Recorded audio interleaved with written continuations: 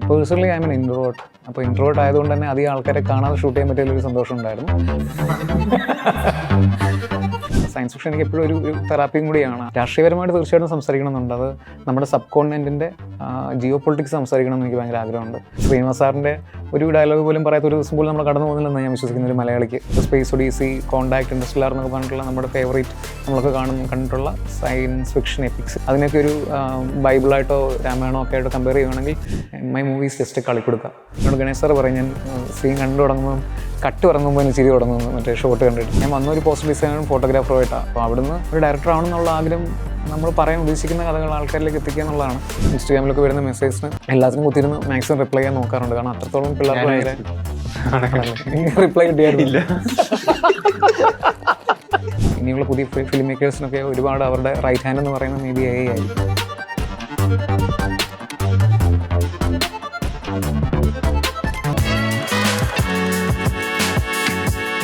ഒരു എക്സ്പെരിമെൻ്റൽ ജോണറിൽ ഒരു സിനിമ ചെയ്ത് വിജയിപ്പിക്കുക എന്ന് പറയുന്നത് അത്ര എളുപ്പമുള്ള കാര്യമല്ല. ഒരു സയൻസ് ഫിക്ഷൻ ചിത്രം ചെയ്ത് വിജയിപ്പിച്ച ഒരു സംവിധായകനാണ് ഇന്ന് നമ്മളോടൊപ്പം ചേരുന്നത്. ഗഗനചാരിയുടെ വിശേഷങ്ങളുമായി അരുൺ ചന്ദ്, സ്വാഗതം. Thank you.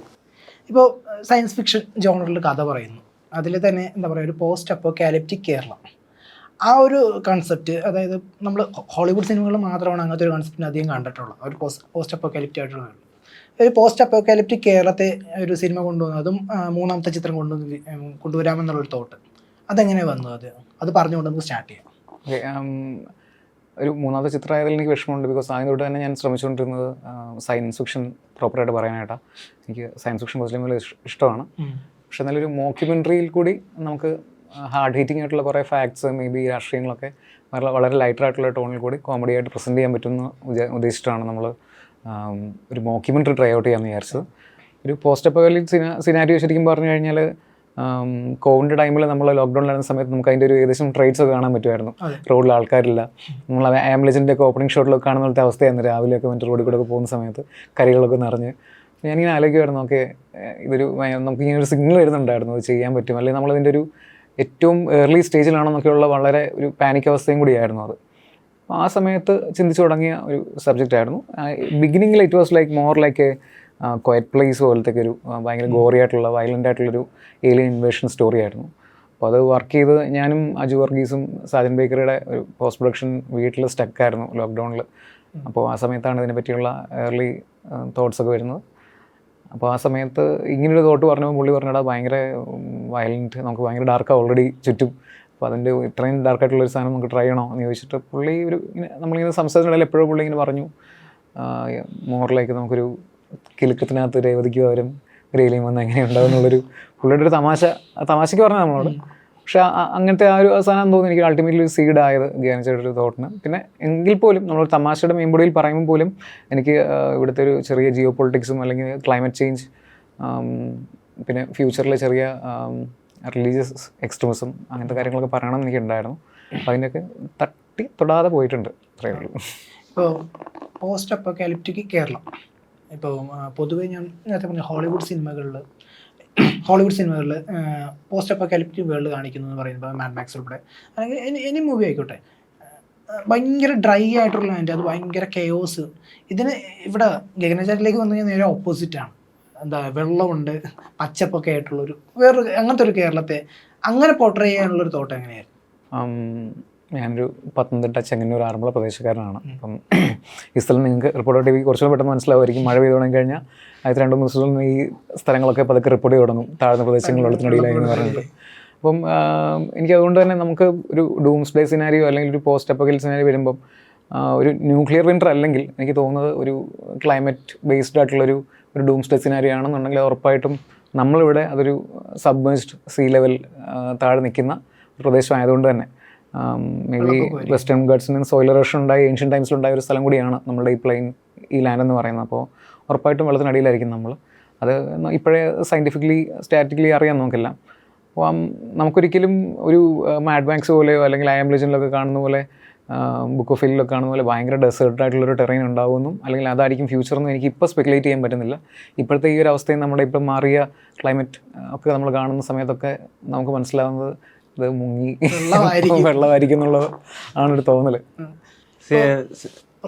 സിനിമയിലോട്ട് വരുമ്പോൾ സിനിമയുടെ ഇയർ കാണിക്കുന്നത് 2043 അപ്പോൾ ഈ നമ്പർ എങ്ങനെ ചൂസ് ചെയ്തു? 2043 വൈ 2043?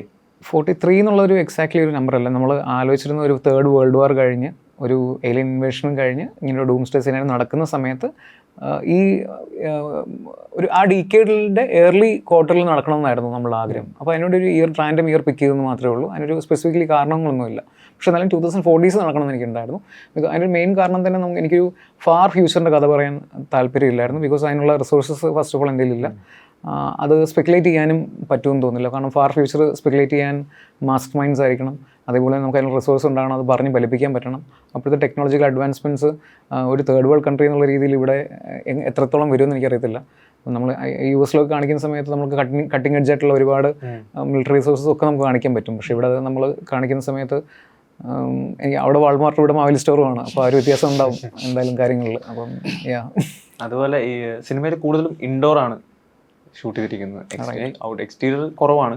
ഇൻഡോറിൽ ഈ കൂടുതൽ കാണിക്കുമ്പോഴത്തേക്കും ഈ ഡോർ തുറക്കുന്നതും ഇങ്ങനെ എല്ലാം ഓരോ സിസ്റ്റമാറ്റിക് ആയിട്ടുള്ള കാര്യങ്ങൾ തീരും. അപ്പോൾ ഈ 2043 ഇതായിട്ട് കാണിച്ചാണ് അത് മൊത്തം ലൈക്ക് എല്ലാം. അവിടെ നമ്മളൊരു ബങ്കറിനകത്ത് ജീവിക്കുന്ന 3 ആൾക്കാരായിട്ടാണ് കാണിച്ചിരിക്കുന്നത്. അപ്പോൾ ഈ ബങ്കറിനകത്ത് നിങ്ങൾ പുറത്ത് നോക്കിക്കഴിഞ്ഞാൽ നമ്മൾ ട്രെയിലൊക്കെ ഷോട്ടിൽ തന്നെ ഉണ്ട് ISO 9000 മറ്റേ സർട്ടിഫൈഡ് ബങ്കറൊക്കെയാണ്. അതായത് പുറത്തുനിന്ന് ഏലിയൻസ് ഒന്നും കയറാതിരിക്കാൻ പറ്റുന്ന, അല്ലെങ്കിൽ ആ രീതിയിൽ ഇവരെ പ്രൊട്ടക്ട് ചെയ്ത് ഇവർക്ക് അകത്ത് താമസിക്കാൻ പറ്റുന്ന ഒരു സേഫ് ഹെവനാണ് ബേസിക്കലി ബങ്കർ എന്ന് പറയുന്നത്. അപ്പോൾ അതിന് ഒരു ലോക്കും അതിനൊരു നമ്മളിപ്പോൾ ചിന്തിച്ച് തുടങ്ങുമ്പോൾ അതിനൊരു നമ്പറിലൊക്കെ ഉണ്ടാകും. മേ ബി അതിനകത്ത് ടോട്ടലി സർവൈലൻസ് ഉണ്ടാവും. അപ്പോൾ ആ രീതിയിലാണ് അതിനെ നമ്മളൊരു വിഷ്വലൈസ് ചെയ്തേക്കുന്നത്. കോവിഡ് കാലഘട്ടത്തിലാണ് ഈ സിനിമ സ്റ്റാർട്ട് ചെയ്യുന്നത്. അപ്പോൾ കോവിഡ് എന്നത് ഗുണകരമായിരുന്നു, അതായത് ഗുണകരം ഇൻ ദി സെൻസ് ഷൂട്ടിങ് അത് ഗുണം ചെയ്തത് വേറെ ബുദ്ധിമുട്ടുകളായിരുന്നു കൂടുതലും? Okay, personally I M N introvert. അപ്പോൾ ഇൻട്രോവേർട്ട് ആയതുകൊണ്ട് തന്നെ അധികം ആൾക്കാരെ കാണാതെ ഷൂട്ട് ചെയ്യാൻ പറ്റിയൊരു സന്തോഷം ഉണ്ടായിരുന്നു. പക്ഷേ അതിനേക്കാൾ ഉപരി കോവിഡ് ടൈമിൽ നമുക്ക് കൺസ്ട്രെയിൻസ് ഉണ്ടായിരുന്നു ഒരുപാട്. അപ്പോൾ നമുക്ക് ഇതുപോലൊരു നമ്മൾ ഈ ആലോചിച്ച സ്ഥലം ഷൂട്ട് ചെയ്യാനൊന്നും നമുക്ക് ആദ്യം കിട്ടിയില്ല. നമ്മൾ ഫസ്റ്റിൽ നോക്കിയ സ്ഥലമൊന്നും നമുക്ക് അവൈലബിൾ ആയിരുന്നില്ല, ഈ ബങ്കർ ഷൂട്ട് ചെയ്യാൻ പറ്റുന്ന സ്ഥലമൊന്നും. സോ ഞങ്ങൾ ഷൂട്ട് ചെയ്ത് ഇതിൻ്റെ VFX ചെയ്തിട്ടുള്ള VFX സ്റ്റുഡിയോ മെറാക്കിളിൽ തന്നെയാണ് നമ്മളതിൻ്റെ ഇൻറ്റീരിയർ ഷൂട്ട് ചെയ്തിട്ടുള്ളത്. ബിക്കോസ് എൻ്റെ ക്ലോസ് ആയിട്ടുള്ള ഫ്രണ്ട്സിൻ്റെ കമ്പനിയാണത്. അപ്പം അവർ മാത്രമേ നമുക്ക് ഒരു കെട്ടിടം തന്നുള്ളൂ ആ സമയത്ത്. അപ്പോൾ അതുകൊണ്ട് എന്നാൽ ഒരു ക്ലോസ് ബേസ് ആണ്. അവിടെ വർക്ക് ചെയ്യുന്ന സമയത്ത് നമ്മളെല്ലാം കോവിഡ് പ്രോട്ടോക്കോളൊക്കെ പാലിച്ചാണ് ചെയ്തത്. എന്നാൽ പോലും ഞങ്ങൾക്കൊരു ഫസ്റ്റ് ഷെഡ്യൂൾ ഒരു 20 days ഒക്കെ കഴിയുമ്പോഴത്തേക്ക് ഞങ്ങൾക്ക് എല്ലാവർക്കും കോവിഡ് വന്നു. ഗണേഷ് സാറിന് ഉൾപ്പെടെ കോവിഡ് വന്ന് എല്ലാവരും ഡിസ്പേഴ്സ്ഡായി. അപ്പോൾ അത് കഴിഞ്ഞിട്ടാണ് ഞങ്ങൾ ഇതിൻ്റെ എക്സ്റ്റീരിയർ ഷൂട്ട് ചെയ്യുന്നത്. അപ്പോൾ ആ എക്സ്റ്റീരിയർ ഷൂട്ട് ചെയ്യുന്നുള്ളതായിരുന്നു മേജർ ചലഞ്ച്. ബിക്കോസ് ഒരു പലയിടത്തുള്ള ഒരു കമ്പനിയാണ് ബേസിക്കലി മെറാക്കി എന്ന് പറയുന്നത്. അപ്പോൾ അതിൻ്റെ എക്സ്റ്റീരിയർ വേറെ നമ്മളൊരു കൊച്ചിയിലുള്ള വേറെ ഐലൻഡിലാണ് നമ്മൾ ആ ബിൽഡിങ്ങും ബാക്കി കാര്യങ്ങളൊക്കെ എടുത്തേക്കുന്നത്. അപ്പോൾ ആ സമയത്തും അതൊരു പ്രൈവറ്റ് ഐലൻഡ് ആയതുകൊണ്ടാണ് ഞങ്ങൾക്ക് അതിനകത്തൊരു ഷൂട്ട് ചെയ്യാനുള്ള അനുമതിയും കാര്യങ്ങളൊക്കെ കിട്ടുന്നത്. സോ പക്ഷേ കോവിഡ് സമയത്ത് എഗെയിൻ നമുക്ക് വേണ്ട കാര്യങ്ങൾ, അതായത് ഇപ്പം ഫ്രീക്വൻ്റ്ലി ആക്സസ് ചെയ്യുന്ന റോഡ്സ്, ഫ്രീക്വൻ്റ്ലി യൂസ് ചെയ്യുന്ന സ്ഥലങ്ങളൊക്കെ വളരെ വൃത്തിയായിട്ടും കാര്യങ്ങളൊക്കെ ആയിരിക്കും. കോവിഡ് സമയത്ത് നേച്ചർ തന്നെ ഞങ്ങൾക്ക് ഡിസൈൻ ചെയ്ത് പ്രൊഡക്ഷൻ ഡിസൈൻ ചെയ്തെന്ന പോലെയായിരുന്നു ഏകദേശം. കാരണം നേച്ചർ ഒന്ന് ഹീലായി വരുന്ന സമയമായിരുന്നു. എല്ലാവരും കുറച്ച് കാടൊക്കെ പിടിച്ചു. അപ്പോൾ എനിക്ക് തോന്നുന്നു അൾട്ടിമേറ്റ്ലി ആ ഒരു ഇമേജറി കിട്ടാൻ, പോസ്റ്റ് അപ്പോക്കലിപ്റ്റിക് ഇമേജറി കിട്ടാനായിട്ട് കോവിഡ് ഹെൽപ്പ് ചെയ്തിട്ടുണ്ട്. ചിത്രത്തിലെ ക്യാരക്ടേഴ്സിലേക്ക് വരുവാണെങ്കിൽ ഗോകുൽ സുരേഷും അജു വർഗീസും ഗണേഷ് കുമാറുമാണ് മെയിൻ ആയിട്ടുള്ളത്. പിന്നെ അനാർക്കലി. എങ്ങനെയാണ് കാസ്റ്റിങ്ങിലോട്ട് വരുമ്പോൾ ഉള്ള ഒരു എങ്ങനെയായിരുന്നു ഇവർ തന്നെ മതി സിനിമയ്ക്കെന്ന് തോന്നിയത് എന്തുകൊണ്ടാണ്? കാസ്റ്റിങ്ങിൽ മറ്റ് ലക്ഷറി ഇല്ലാത്തതുകൊണ്ട് കൂടിയാണ് ആക്ച്വലി. എനിക്കറിയാവുന്ന ആൾക്കാരിലേക്ക് റീച്ച് ഔട്ട് ചെയ്യാനാണ് ഞാൻ എപ്പോഴും ശ്രമിക്കുക. ഇത് ഇൻട്രോവേർട്ട് ഇഷ്യൂസാണ്. അപ്പം അത് പക്ഷേ ഒരു രീതിയിൽ നല്ലതായിട്ട് മാത്രമേ ഉള്ളൂ. കാരണം സാജൻ ബേക്കറിക്കകത്ത് എനിക്ക് സാറിൻ്റെ ഒരു ലൈറ്റർ സൈഡ് അറിയാൻ പറ്റിയിട്ടുണ്ടായിരുന്നു. ഗണേഷ് സാറിൻ്റെ പുള്ളിക്കൊരു നല്ലൊരു കോമഡി, ഒരു ഹ്യൂമർ കൈൻഡ് ഓഫ് റോളായിരുന്നു അതിലും. പക്ഷേ എന്നാലും സാറിൻ്റെ ഓഫ് സ്ക്രീൻ വെച്ചാൽ അതിലും അടിപൊളിയാണ്. നമുക്ക് കാര്യങ്ങളൊക്കെ പ്രസൻറ്റ് ചെയ്യുന്നതൊക്കെ ഭയങ്കര രസമാണ് കേട്ടോണ്ടിരിക്കാനായിട്ട് നമുക്ക്. പിന്നെ മലയാള സിനിമയുടെ ഒരു എൻസൈക്ലോപീഡിയയാണ് പുള്ളി പറയുന്ന ഹിസ്റ്ററിയും പുള്ളി പറയുന്ന ട്രിവ്യൂ ഒക്കെ കേൾക്കാൻ നമ്മൾ ഭയങ്കര ഉത്സുകരായിട്ട് എപ്പോഴും കൂടെ ഉണ്ടാവും. അപ്പം അങ്ങനെ ഒരു സാറിൻ്റെ അതിൻ്റെ ഒരു ഭയങ്കര വൈൽഡായിട്ടുള്ളൊരു സൈഡ് പ്രസൻറ്റ് ചെയ്യണമെന്നുണ്ടായിരുന്നു. അപ്പം ഒരു ഇൻഹിബിഷൻസും ഇല്ലാതെ പുള്ളി നമ്മൾ പറഞ്ഞ ഭയങ്കര ബോൾഡായിട്ടുള്ള ചില ഡയലോഗ്സുകൾ കാര്യങ്ങളൊക്കെ പുള്ളി ഭയങ്കര ഹാപ്പി ആയിട്ട് വന്നിട്ട് പുള്ളി പറഞ്ഞു. അപ്പം സാറിനും എനിക്ക് തോന്നുന്നു ഭയങ്കര ബ്രേക്കാണ്. കാരണം ഈ രാഷ്ട്രീയ ആ ഒരു മെയിൻ ഫ്രെയിം, പുള്ളിയുടെ മുഖത്തുള്ള ഒരു മെയിൻ ഫ്രെയിം രാഷ്ട്രീയക്കാരൻ്റെ ഒരു ഇമേജിൽ നിന്നും പുള്ളിക്ക് ചെയ്യാൻ ഒരു കുറേ നാളായി പുള്ളി ശരിക്കും പറഞ്ഞാൽ. ഞാൻ ഇരകളുടെ വലിയൊരു ഫാനാണ് സാറിൻ്റെ. ഇരകൾ ഒരു പാത്ത് ബ്രേക്കിംഗ് മൂവിയാണ്. മലയാളത്തിൻ്റെ ടാക്സി ഡ്രൈവറാണെന്ന് ഞാൻ കരുതുന്നത്. അപ്പം ആ രീതിയിൽ അത് ചെയ്തൊരാൾ ഇതിലും കൂടുതൽ റോൾസ്, അല്ലെങ്കിൽ എൻട്രി ആയിട്ടുള്ള ആക്ടർ ഇതിലും കൂടുതൽ റോൾസ്, നല്ല റോൾസ് ഡിസേർവ് ചെയ്യുന്നുണ്ടെന്ന് എനിക്ക് തോന്നുന്നുണ്ട്. ഇപ്പോൾ ഈ സാജൻ ബേക്കറിയിലാണ് അദ്ദേഹത്തിൻ്റെ ഒരു കോമഡി സൈഡ് കാണുന്നുണ്ട്. ഇതിലും ഗണേശാരിൽ വന്ന് ഇതിലൊരു കോമഡി സൈഡ് കാണുന്നത്. ഗണേഷ് കുമാർ എന്ന നടനെ അദ്ദേഹത്തിൻ്റെ കോമഡി എങ്ങനെയെന്ന് കണ്ടെടുക്കാൻ പറ്റുന്നു? അദ്ദേഹം അതിനു മുമ്പ് അങ്ങനെ അധികം കോമഡി റോളുകൾ ചെയ്തിട്ടില്ല. എനിക്ക് സാറ് ഒരു നമുക്ക് ആലോചിക്കാൻ പറ്റുന്ന മണിച്ചിത്താഴാണ് സാറിൻ്റെ ഏറ്റവും മുമ്പുള്ള ഒരു ഐക്കോണിക് നമുക്ക് തോന്നുന്നൊരു റോള്. പക്ഷേ എന്നാലും സാറിനോട് സംസാരിച്ച് നമുക്ക് എല്ലാവരെയും നമ്മൾ പുറത്ത് നിന്നൊരു തേർഡ് മാൻ പെർസ്പെക്റ്റീവിൽ അറിയുന്നതിനേക്കാൾ ഉപരി നമ്മളൊന്ന് സംസാരിച്ചൊന്ന് ഒരു അധികം അടുത്തുനിന്ന് പരിചയപ്പെടുമ്പോഴാണ് നമുക്ക് എന്തൊക്കെയാണ് അവരുടെ വീക്ക്നെസ്സും സ്ട്രെങ്ത്തും എന്നൊക്കെ മനസ്സിലാകുന്നത്. അപ്പം സാറിനെ പരിചയപ്പെട്ടവരും അല്ലെങ്കിൽ സാറിനോട് ഈ രാഷ്ട്രീയപരമല്ലാത്ത സിനിമയുമായി ബന്ധപ്പെട്ട എൻ്റർടൈൻമെൻറ്റ് അല്ലെങ്കിൽ സിനിമ അല്ലെങ്കിൽ ബാക്കിയുള്ള കാര്യങ്ങളൊക്കെ ചോദിക്കുന്ന സമയത്ത് സാർ അത്രത്തോളം രസകരമായിട്ടാണ് കാര്യങ്ങൾ പ്രസൻറ്റ് ചെയ്യുന്നതെന്നുള്ളൊരു സംഭവം ഞാൻ ഭയങ്കരമായിട്ട് ഒബ്സർവ് ചെയ്തിട്ടുണ്ട്. സോ ഇവരൊക്കെ സാറായാലും ഗോകുലായാലും അജുവേട്ടനെ ആയാലും ഈവൻ അനാർക്കലി ആയാലും ഇവരെ ഒബ്സർവ് ചെയ്യാൻ കിട്ടുന്ന ചാൻസസ് ഞാൻ മിസ്സാക്കാറില്ല. ഒബ്സർവ് ചെയ്തിട്ട് അവരുടെ സ്ട്രെങ്ത് എന്താ വീക്ക്നെസ് എന്താണെന്ന് നോക്കിയിട്ട് അതിലെ സ്ട്രെങ്തിനെ കൂടുതൽ പ്രൊജക്റ്റ് ചെയ്യിക്കാനാണ് ഞാൻ ശ്രമിച്ചിട്ടുള്ളത് മൂവിയിൽ. അതുകൊണ്ടാണ് ഞാൻ സാജൻ ബേക്കറിലായാലും ഇതിനൊരു കോമഡിക്ക് ഒരു അല്പം കോമിക് ടച്ചുള്ള ക്യാരക്ടേഴ്സിനെ കൊണ്ടുവന്നല്ലേ. ഇനി സയൻസ് ഫിക്ഷൻ എന്നതൊരു വീക്ക്നെസ് ആണോ? തീർച്ചയായിട്ടും സൈഫൈ വീക്ക്നെസ് ആണെന്ന് ചോദിച്ചു കഴിഞ്ഞാൽ കാൾ സാഗൻ്റെ പേൽ ബ്ലൂ ഡോട്ടിനകത്ത് പറയുന്നുണ്ട് നമ്മളെ എർത്തിനെ വോയേജറിൽ നിന്ന് നോക്കി കാണുന്ന സമയത്ത് ഒരു ജസ്റ്റ് ഒരു ഡോട്ടാണ്, അവിടെയാണ് എല്ലാ പ്രശ്നക്കാരും എല്ലാം നല്ലവനും എല്ലാ ചീത്തയും ഒരു രാജാവും ദുഷ്ടനും എല്ലാം ഉള്ളതെന്ന് നമ്മുടെ എല്ലാ പ്രശ്നങ്ങളും ഉള്ളത് ആ പേൽ ബ്ലൂ ഡോട്ടിലാണെന്ന് പറയുന്നുണ്ട്. അപ്പം നമ്മളുടെ ഡേ ടു ഡേ ലൈഫിൻ്റെ പ്രശ്നങ്ങളൊന്നും മാറി നോക്കാനും ഒരു കോസ്മിക്കായിട്ടൊക്കെ അതിനെ നമുക്കൊന്ന് അണ്ടർസ്റ്റാൻഡ് ചെയ്യാൻ പറ്റിക്കഴിഞ്ഞാൽ എനിക്ക് തോന്നുന്നു കുറച്ചുകൂടെ കാര്യങ്ങളൊക്കെ ഒന്നുകൂടെ ഒന്ന് റിലാക്സ്ഡ് ആയിട്ട് നമുക്ക് സമീപിക്കാൻ പറ്റുമെന്ന് എനിക്ക് തോന്നുന്നു. അപ്പം സയൻസ് ഫിക്ഷൻ എനിക്ക് എപ്പോഴും ഒരു തെറാപ്പിയും കൂടിയാണ്. ആ രീതിയിൽ ഒരു ഫ്യൂച്ചറിനെ പറ്റിയിട്ടും അല്ലെങ്കിൽ നമ്മളുടെ ഹ്യൂമൻ ആസ് എ സ്പീഷ്യസ് നമ്മളുടെ അൾട്ടിമേറ്റ് വോയേജ് എങ്ങോട്ടാണെന്നൊക്കെയുള്ള കുറച്ചുകൂടി ഡീപ്പർ ലെവലിലുള്ള കോൺവെർസേഷനിലൊക്കെ ഒരു ഇനിഷ്യേറ്റ് ചെയ്യുന്നൊരു കാര്യമാണ് എനിക്ക് സയൻസ് ഫിക്ഷനും. അതുമായിട്ട് ബന്ധപ്പെട്ട ഒരു കമ്മ്യൂണിറ്റിയിലും ഇപ്പോൾ റെഡിറ്റിലാണെങ്കിലും അല്ലെങ്കിൽ എൻ്റെ സയൻറ്റിഫിക് അതുപോലെ സൈഫൈ ഓളീസ് ഒക്കെയുള്ള എൻ്റെ ഗ്രൂപ്പിനകത്തൊക്കെ നമ്മുടെ കോൺവെർസേഷൻസ് ആ രീതിയിൽ വളരെ നമുക്ക് ഈ പറഞ്ഞ ഇവിടുത്തെ ലോക്കൽ പിറ്റി രാഷ്ട്രീയ അല്ലെങ്കിൽ അങ്ങനത്തെ പ്രശ്നങ്ങളൊന്നും നമ്മളെ ബാധിക്കാറില്ല. നമ്മൾ കുറച്ചുകൂടെ അങ്ങനത്തെ പ്രൊഫൗണ്ട് ആയിട്ടുള്ള കാര്യങ്ങളാണ് സംസാരിക്കാറ്. എങ്കിൽ പോലും ഈ രാഷ്ട്രീയം ബാധിക്കുന്നില്ല എങ്കിൽ എന്ന് പറഞ്ഞാൽ പോലും ഈ സിനിമയിൽ ഉടനീളം വ്യക്തമായ ഒരു രാഷ്ട്രീയം പറയുന്നുണ്ട്. ഇപ്പോൾ സിനിമയുടെ അവസാന ഭാഗങ്ങളിലൊക്കെ വ്യക്തമായിട്ട് തന്നെ അത് തുറന്നു പറയുന്നുണ്ട്. ഏലിയൻസ് അല്ല ഇവിടെ യഥാർത്ഥ പ്രശ്നക്കാർ, ഭാവിയിലായാൽ പോലും ഏലിയൻസ് ആയിരിക്കില്ല ഇവിടെ പ്രശ്നക്കാരെന്ന് പറയുന്നുണ്ട്. ആ ഒരു രാഷ്ട്രീയം അവിടെ തുറന്നു പറയുന്നില്ല താങ്കൾ? ഉണ്ട്, തീർച്ചയായിട്ടും. ഞാൻ ഈ നേരത്തെ പറഞ്ഞ രാഷ്ട്രീയം എന്ന് പറഞ്ഞത് നമ്മൾ ഡേ ടു ഡേ ഒരു വാർത്താ ചാനൽ വെച്ച് കഴിഞ്ഞാൽ മിനിറ്റ്സിൽ സെക്കൻഡിൽ മാറിക്കൊണ്ടിരിക്കുന്ന വാർത്തകളെക്കാളും എനിക്കിഷ്ടം വേറെ കുറച്ചുകൂടെ കുറച്ചുകൂടെ സയൻറ്റിഫിക് ആയിട്ടുള്ള ജേർണൽസോ അങ്ങനത്തെ എന്തെങ്കിലും കാര്യങ്ങളൊക്കെ യൂട്യൂബിൽ ബ്രൗസ് ചെയ്യാനാണ് ഞാൻ ഉദ്ദേശിച്ചത്. രാഷ്ട്രീയപരമായിട്ട് തീർച്ചയായിട്ടും സംസാരിക്കണമെന്നുണ്ട്. അത് നമ്മുടെ സബ് കോണ്ടിനെൻറ്റിൻ്റെ ജിയോ പൊളിറ്റിക്സ് സംസാരിക്കണമെന്ന് എനിക്ക് ഭയങ്കര ആഗ്രഹമുണ്ട്. അപ്പം അത് ബേസിക്കലി ഭയങ്കര ഡീപ്പറായിട്ടുള്ള സാധനമാണ്. അതിലൊന്നും ടച്ച് ചെയ്യാൻ പോലും എനിക്ക് പറ്റിയിട്ടില്ല. എങ്കിൽ പോലും ഇവിടെ ഇപ്പോൾ ഉള്ള റിലീജിയസ് എക്സ്ട്രീമിസം അല്ലെങ്കിൽ നമ്മളുടെ ഒരു മാർക്കറ്റ് മൊണോപ്പൊളി അതിനൊക്കെ ഞാനൊന്ന് ഹ്യൂമറിലൂടെ ആണെങ്കിലും ഒന്ന് വിമർശിക്കാൻ ശ്രമിച്ചിട്ടുണ്ട്. അതാണ് സിനിമയിൽ 2-3 പ്രോഡക്ട്സ് കാണിക്കുന്നത്. പിന്നെ ഗീഫ് ഇതൊക്കെ മാർക്കറ്റിംഗ്, കാരണം ആ സമയത്ത് ഇതേ ഉണ്ടാവുള്ളൂ. നമ്മുടെ ഫുഡിലും നമ്മളുടെ എല്ലാത്തിലും നമ്മുടെ എല്ലാ സാധനത്തിലും ഒരു നമ്മുടെ ഒരു സുപ്രീം ഏജൻസി കൈകടത്തുമ്പോൾ നമുക്കുണ്ടാകുന്ന വ്യക്തികൾ എന്നുള്ള രീതിയിൽ നമുക്കുണ്ടാകുന്ന കൺസ്ട്രെയിൻസ് അതൊക്കെയാണ് അവിടെ പറയാൻ ശ്രമിച്ചേക്കുന്നത്. ഒരു ലേലൊരു ആഡ് കാണിച്ചിട്ടുണ്ടായിരുന്നു ഗീഫിൻ്റെ ആഡ്. അതൊക്കെ നമ്മൾ ഒരുപാട് തവണ ആൾക്കാർ ഇത് എനിക്ക് തോന്നുന്നു പ്രൊഡക്ഷൻ സൈഡിലും മേ ബി ഈവൻ ബാക്കിയുള്ള ആൾക്കാർക്കൊക്കെ ഡൗട്ട് ഉണ്ടായിരുന്നു ഞാൻ എന്താ ചെയ്യുന്നതെന്നുള്ളത്. കാരണം ആൾക്കാർക്ക് മുൻ മാതൃകളില്ലായിരുന്നു ഈ ഫിലിം ഷൂട്ട് ചെയ്യുന്ന സമയത്ത് കാണിച്ചു കൊടുക്കാനും ഇതിങ്ങനെ ആവും എന്നും പറയാനായിട്ട്. പിന്നെ കുറേ CG ഉള്ളതുകൊണ്ട് തന്നെ കഴിഞ്ഞ് ഒരു കംപ്ലീറ്റ് പ്രോഡക്റ്റായിട്ട് മാത്രമേ ആൾക്കാരെ കാണിക്കാൻ പറ്റുള്ളൂ. So all the process I was mostly alone other than VFX people. അവർ മാത്രം നമുക്കൊരു സപ്പോർട്ട് പോലെ എൻ്റെ കൂടെ എപ്പോഴും അതിന് കട്ടയ്ക്ക് മ്യൂസിക്കൊക്കെ നമ്മളവിടെ നിന്നത്. ടെക്നിക്കൽ ഡിപ്പാർട്ട്മെൻറ്റായിരുന്നു നമുക്ക് എപ്പോഴും കൂടെ ഉണ്ടായിരുന്നത്. അവരാണ് ഇതിനെ ബിലീവ് ചെയ്ത് നിന്നിരുന്നത്.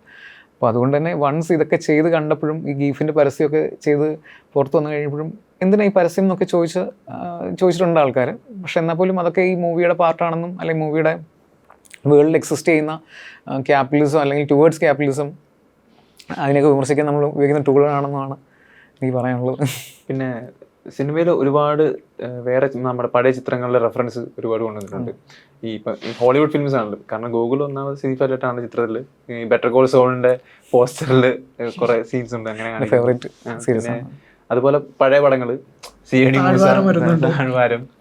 അപ്പൊ ഇതെല്ലാം കൂടെ ബ്ലെൻഡ് ചെയ്യാൻ അങ്ങനെ തോന്നി. എന്തുകൊണ്ട് തോന്നി? ഞാനൊരു ഡെയിലി ബേസിസിൽ എൻ്റെ ലൈഫിൽ ഒരുപാട് ഇതുപോലത്തെ റെഫറൻസുകൾ അല്ലെങ്കിൽ നമ്മൾ ഇങ്ങനത്തെ ഡയലോഗ്സ് യൂസ് ചെയ്യുന്ന ശ്രീനിവാസ് സാറിൻ്റെ ഒരു ഡയലോഗ് പോലും പറയാത്ത ഒരു ദിവസം പോലും നമ്മൾ കടന്നു പോകുന്നില്ലെന്ന് ഞാൻ വിശ്വസിക്കുന്ന ഒരു മലയാളിക്ക്. കാരണം നമുക്ക് അത്രത്തോളം നമ്മുടെ പോപ്പുലർ കൾച്ചർ അതുമായിട്ട് ലിങ്ക്ഡ് ആണ്. അപ്പോൾ ആ രീതിയിൽ എല്ലാ സിനിമയ്ക്കകത്തും എൻ്റെ സായനവാർത്തകൾക്കകത്തും ഒക്കെ നമ്മളങ്ങനെ യൂസ് ചെയ്തിട്ടുണ്ട്. പക്ഷേ അതിനൊന്നും ഒരു സ്പേസ് എടുത്ത് യൂസ് ചെയ്യാൻ പാടുള്ളൂ എന്നാണ് എൻ്റെ ലേറ്റസ്റ്റ് ആയിട്ടുള്ള തിരിച്ചറിവ്. പക്ഷേ ഇതിനകത്തൊരു സിനിഫയിൽ ഒരു പ്രൊട്ടഗണിസ്റ്റ് ആയതുകൊണ്ടിട്ടും അയാൾക്ക് ഇങ്ങനത്തെ കാര്യങ്ങൾ പ്രൊജക്റ്റ് ചെയ്യാൻ പറ്റുന്നത് കൊണ്ടിട്ടും ഈ സിനിമ അതിന് സ്പേസ് കൊടുക്കുന്നതുകൊണ്ടാണ് ആ രീതിയിൽ വ്യാപകമായിട്ട് അതിനെ യൂസ് ചെയ്യാൻ പറ്റിയത്. പിന്നെ ഞാൻ ഒരേ സമയത്ത് ഇത്രയും നമുക്ക് വേൾഡ് മോഡേൺ ഫിലിംസ് ഇഷ്ടമാണെന്നുണ്ടെങ്കിലും സക്കർ ഓഫ് ദിസ് ഫിലിംസ് നമ്മുടെ ഓൾഡ് ഏജ് ക്ലാസിക്സിൻ്റെ ഭയങ്കര ഫാനാണ്. അപ്പം അങ്ങനത്തെ മാസ്റ്റേഴ്സിന് ഒരു ട്രിബ്യൂട്ട് കൊടുക്കാൻ കിട്ടുന്നൊരു അവസരം അതിൻ്റെ പൂർണ്ണതയിൽ യൂസ് ചെയ്യാൻ മാക്സിമം ഞാൻ ശ്രമിച്ചിട്ടുണ്ട്. അതിനോട് ചെറിയ ട്രോളുകളും ഉണ്ടായിരുന്നു. അതെ, അത് പറയുന്നില്ല. പിന്നെ അതുപോലെ അലക്സ, സിറി എന്നൊക്കെ പറയുന്ന പോലെ ഒരു മലയാളി പേരാണ് രാഘവൻ. അതെ. എങ്ങനെ രാഘവൻ എന്നുള്ള പേരിടാൻ തോന്നി? രാഘവൻ എനിക്കറിയില്ല, എനിക്ക് തോന്നുന്നു ഇന്നലെ എന്നോട് ഒരു വേറെ സിമിലർ കൈൻഡ് ക്വസ്റ്റ്യൻ ചോദിച്ചപ്പോഴും എൻ്റെ 2 സിനിമയ്ക്കകത്തും രാഘവൻ എന്നുള്ളൊരു പേര് മെൻഷൻ ചെയ്ത് പോകുന്നുണ്ട്. ഒരു സൈനവാർത്തകൾക്കകത്ത് അത് ഇന്ദ്രൻ സാറിൻ്റെ കഥാപാത്രത്തിൻ്റെ പേരാണ്. സാജൻ ബേബി അത് ചുമ്മാ ഗണേശ് സാറിൻ്റെ ഒരു ഫ്രണ്ട് എന്നുള്ള രീതിയിലൊക്കെ രാഘവൻ്റെ ഒരു പേര് വരുന്നുണ്ട്. ഐ തിങ്ക് ഇറ്റ്സ് എൻ്റെ ഒരു മെമ്മറിയോട് കണക്റ്റഡാ. വേട്ടയുടെ വിളയാടിനകത്തെ രാഘവൻ എന്നാണ് പറഞ്ഞതെന്ന് എനിക്ക് തോന്നുന്നു. ബാക്ക് ഹോം എനിക്ക് തോന്നി മണിച്ചിത്രത്താഴിലെ മറ്റേ രാഘവോ അതല്ല ആക്ച്വലി. പക്ഷെ അത് കുറെ പേര് റിലേറ്റ് ചെയ്യുന്നുണ്ട്. പക്ഷെ അങ്ങനെ റിലേറ്റ് ചെയ്ത് അതിന് പുതിയ അർത്ഥങ്ങൾ കണ്ടെന്നാണ് ഏറ്റവും നമുക്ക് ഭയങ്കര ഇഷ്ടമുള്ള ഒരു കാര്യം കൂടി.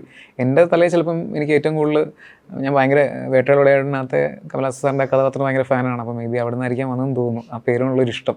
പക്ഷെ എല്ലാവരും നിസാറുള്ളത് കൊണ്ട് പെട്ടെന്ന് റിലേറ്റ് ചെയ്ത് അങ്ങനെയാണ്. അതൊരു മനഃപൂർവ്വമുള്ള ഒരു റെഫറൻസ് ആയിട്ടാണ് ഞാൻ കണ്ടത്. ഓക്കെ. ഇപ്പോൾ മോക്യുമെൻ്ററി എന്നൊരു ഫിലിം, ഒരു മേക്കിംഗ് സ്റ്റൈൽ ഹോളിവുഡിലായാലും ബൊറാത്ത് സബ്സിക്വൻറ്റ് മൂവിയൊക്കെ നമ്മൾ കണ്ടിട്ടുണ്ട്, ഒരുപാട് ചർച്ച ചെയ്യുന്നുണ്ട്. ഇപ്പം മലയാളത്തിൽ ആവാസ വ്യൂഹമൊക്കെ അതുപോലെ രസകരമായിട്ട് തന്നെ പറഞ്ഞു പോയി. ഇപ്പോൾ ഈ ചിത്രത്തിൽ ആ ഒരു മേക്കിംഗ് സ്റ്റൈൽ കൊണ്ടുവരാൻ ഉള്ളൊരു തോട്ടമൊന്നുമല്ല, എന്തുകൊണ്ട് അങ്ങനെ സ്റ്റൈൽ കൊണ്ടുവരും? അത് സിനിമയുടെ എന്താ പറയുക, ഇത്തരം വ്യക്തമായൊരു രാഷ്ട്രീയവും ഇതുപോലൊരു സയൻസ് ഫിക്ഷനും കൂടെ കൊണ്ടുപോകാൻ യോജിപ്പിച്ച് കൊണ്ടുപോകാൻ വേണ്ടി ആയിരുന്നു. അത് തന്നെയാണ്. പക്ഷേ എനിക്ക് ആ മീഡിയത്തിനോടും ഭയങ്കര ഇഷ്ടമാണ്. നമുക്ക് സിനിമ കാണുന്നതിൻ്റെ അത്രയും ഒരു ഒഫീഷ്യൽ അല്ലാതെ ഭയങ്കര ഒരു പ്രത്യേക തരം ഒരു രസമാണ് മോക്യുമെൻ്ററീസ് കണ്ടിരിക്കുന്നത്. അപ്പം നമ്മുടെ ഇൻഡസ്ട്രി ഒരുപാട് ഇവോൾവ് ആയിട്ടുണ്ടെങ്കിലും എനിക്ക് തോന്നുന്നു 60s and 70s തന്നെ വുഡി ആലനൊക്കെ സെല്ലിഗ് എന്നൊക്കെ പറഞ്ഞിട്ടുള്ള മോക്യുമെൻ്ററീസ് ട്രൈ ചെയ്തിട്ടുണ്ട്. ആൻഡ് ഓഫീസൊക്കെ ഭയങ്കര എല്ലാവർക്കും ഫേവറേറ്റ് ആയിട്ടുള്ള സീരീസാണ്. എൻ്റെ മെയിൻ ടൈക്ക വതീതി എന്ന് പറഞ്ഞിട്ടുള്ള എൻ്റെ ഫേവറേറ്റ് ഫിലിം മേക്കറിൻ്റെ what we do in the shadows ആണ് എനിക്ക് ഏറ്റവും കൂടുതൽ ഇഷ്ടമുള്ള മോക്യുമെൻ്ററി. അതിൻ്റെ സീരീസ് അല്ല, ഫിലിം. അപ്പോൾ ചില കാര്യങ്ങളെ നമുക്ക് വളരെ ഹാർഡ് ഹീറ്റിംഗ് ആയിട്ടുള്ള ചില വിഷയങ്ങളെ നമുക്ക് വളരെ ലൈറ്റായിട്ടും വളരെ ഫണ്ണായിട്ടും ഒക്കെ ആൾക്കാരിലേക്ക് ഇൻട്രൊഡ്യൂസ് ചെയ്യാൻ, പ്രേക്ഷകരിലേക്ക് ചെയ്യാനായിട്ട് ഈ മീഡിയം ഭയങ്കരമായിട്ട് ഹെൽപ്പ് ചെയ്യുന്നുണ്ടെന്ന് എനിക്ക് എപ്പോഴും തോന്നിയിട്ടുണ്ട്. ഇപ്പോൾ ഓഫീസൊക്കെ ആണെന്നുണ്ടെങ്കിൽ അതിലൊക്കെ ഒരുപാട് ജനറൽ പൊളിറ്റിക്സും കാര്യങ്ങളൊക്കെ നമ്മളെ ഈ ഭയങ്കര ഈ ഒളിച്ചു കിടത്തുള്ള രീതിയിൽ നിന്നൊക്കെ വേണമെങ്കിൽ അതിനെ പറയാം. പക്ഷേ ഭയങ്കര രസമായിട്ട് അവർ ഈ മോക്യുമെൻ്ററി യൂസ് ചെയ്ത് ചെയ്യാറുണ്ട്. എനിക്ക് തോന്നിയത് ഈ സയൻസ് ഫിക്ഷൻ മോക്യുമെൻ്ററി എന്ന് പറഞ്ഞിട്ടുള്ള ഒരു പ്രത്യേക ബ്ലെൻഡ് ഈ മൂവിയുടെ മൊത്തത്തിലുള്ള ഒരു സീരിയസ് ആസ്പെക്റ്റിന്. കാരണം നമ്മളത് ഭയങ്കര സില്ലി ജോക്സാണ് പറയുന്നത്.